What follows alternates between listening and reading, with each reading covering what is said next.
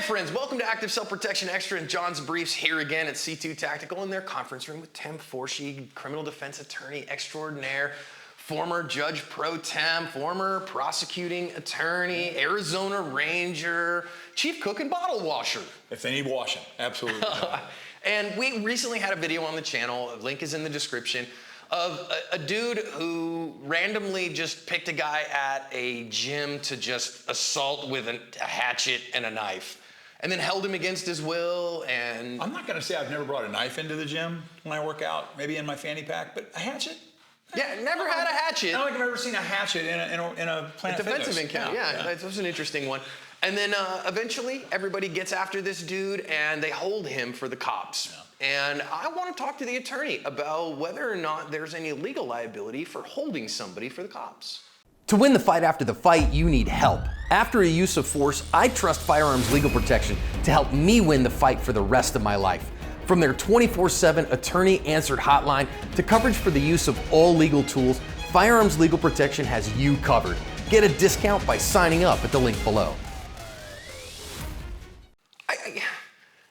This is an open question, Tim. Yeah. I mean, do you think that these guys have liability holding this guy? Well, again, whether I think they have liability doesn't matter because the issue wouldn't be up to me, right? When I see this, the answer is no. I mean, I think they were good citizens and they jumped in, maybe jumped in a little late, maybe didn't jump in with quite as much courage as I would have liked, but they did jump in. Tim said he occasionally carries a knife. I usually carry a gun. I always carry a gun and a knife. But my point is, I guess when I was talking about edged weapons, but yeah, I think when they jumped in and held down, in my opinion, they were being good citizens and doing what definitely needed to happen.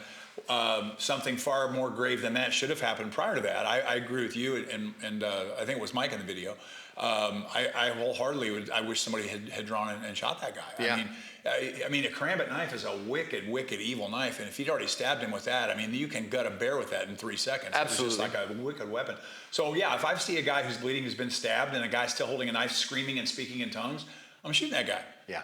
That's all there is to it. And and I know there was some discussion with you guys during the video about, that's a harder shot than people think, and it is, right? I've seen a lot of people that couldn't hit a 4-inch target from 10 yards with plenty of preparation, with no stress, but one time out of 15, right? Yep. And unfortunately, I've trained a lot of them.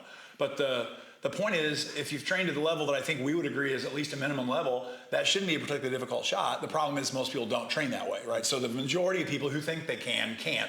Those who know they can probably can, all right? And you knowing you can and you bragging about knowing you can are two separate things. We've seen that guy before, or that gal before. Yeah, this guy needed to be shot. So, can you hold him for police? As you know, whenever I talk about this topic, I always have to speak in the same voice as Gomer Pyle, right? Because we're talking about citizens arrest. So pretty much every state has their version of a citizen's arrest. In Arizona, it's 3884, I believe, and it basically says if you witness a misdemeanor that disturbs the public peace, or any felony, that you can use reasonable force to hold that person for the police, or even to take them into custody and deliver them to the police. We go back to some of the old Arizona territorial laws. Nice. Strap them to a horse. Deliver them to a magistrate within 10 days. So, I gotta go find the marshal. The Earp brothers and Doc Holliday are going to drag him in there, I guess, into the Cochise County courthouse. But under current interpretation, would you be justified when you've seen somebody stabbing somebody and hogpiling him and holding for the cops? I can't imagine that the answer would be anything other than an unequivocal yes, right? Again, my question is, did that guy bleed out in the meantime? How many people trying to hold him down got their bellies ripped open by a karambit knife? The guy should have been shot. And I'm glad he survived. I'm glad everybody survived. Hopefully the system puts him in prison or in a mental health facility for the next 30 years. But you can't take that chance. You don't know there's going to be a happy ending. Right. This guy could have killed 3 more people. He should have been put down. Yeah. So where I see folks that can get into trouble, okay? For instance, we had this one in New York where a good bystander tried to pull somebody off who was stabbing somebody. The submarine. Got him in a rear naked choke, wasn't good at that rear naked choke, and so held it for minute after minute after minute, and is facing charges for that because of the submission attempt, okay? And the choke is what got him in trouble. So my reminder to everyone is holding somebody, just protected act, right? And most states have some kind of statute about citizens arrest or, holding somebody for police or delivering them to the cops. Yes. Go find the constable. Arizona, we have sheriffs, we have state patrol, we have police, we have marshals, Yeah. and we have constables. Right. We have all of those. So we have And rangers. Rangers too. Yeah, So I mean, we've got Yeah. so many different levels of law enforcement. Right. There's probably one walking around here. There's one right here, in fact. Anyway, so we're probably okay from that perspective, right up until what you decide to do starts causing serious bodily injury. Right? Correct. So you go, oh, okay, I'm going to put this guy's hands behind his back, and so now I'm going to get him in. You've taken, 6 months of jiu-jitsu, and you know how to do an omoplata. Well, what happens when he goes, no, I'm not submitting? Well, now I'm just going to rip his shoulder and ruin his shoulder. Now you could be in a spot, right? So if you use too much force, because it's reasonable force. Right. And I'm sitting next to one of the world's greatest martial arts instructors and students. I mean, well, whatever. The point is you know what you're talking about, and I don't.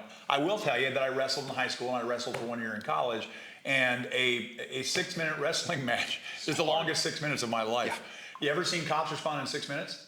So you're now wrestling with a guy who has a knife, and you're trying to hold him without hurting him too bad for, 40 minutes? Yeah. 25 minutes till the cops show up? Well, guys, it's a tough hill to climb. It really is. So be aware of that too. And thankfully, in the case we're looking at, there were like 4 of them. Yeah, and that helps. But still, so now, do they take shifts? Or are they all holding Right. them for 25 minutes? It's longer than you think when you're exerting like that. And not to mention the adrenaline flow and how it ebbs and flows. And man, the physiology here is something people don't think about. I can tell you the last time I had to hold somebody down.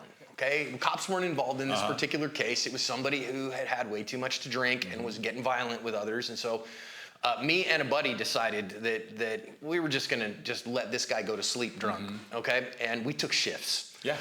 Because eventually holding a drunk down was too much. And so, okay, we played a little WWE tag team here, right? Man, let me get him. I got him. All right, go take a break. Did you bust a chair over his head? Yeah, no chairs busted, but just like sitting there in him. For those of you who are a little jiu-jitsu folks, a little Keisa Gatame does a great job of, I've got head and shoulder control. No, we're just gonna sit right here. Just relax and go to sleep.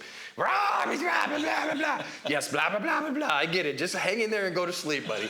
But after about 3-4 minutes of holding somebody in Keisa Gatame, you get tired. Yeah. So guess what? Next buddy shows up, knee on belly, moves to a mount position, holds that guy for a while, and switch back and forth and back and forth. Yeah.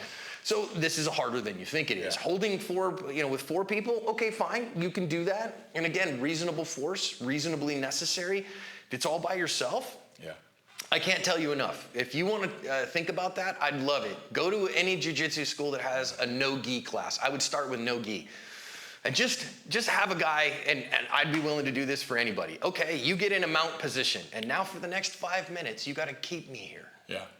And you might be able to, but you're going to be tired at the end. Yeah, you're going to be tired. You might be able to for 1.5 minutes or 3.5, but that's a long time. People don't realize that. I don't think there's legal liability here, but I think it's harder than you think it is. Yeah. Tim, thanks so much. Always. Thanks, John.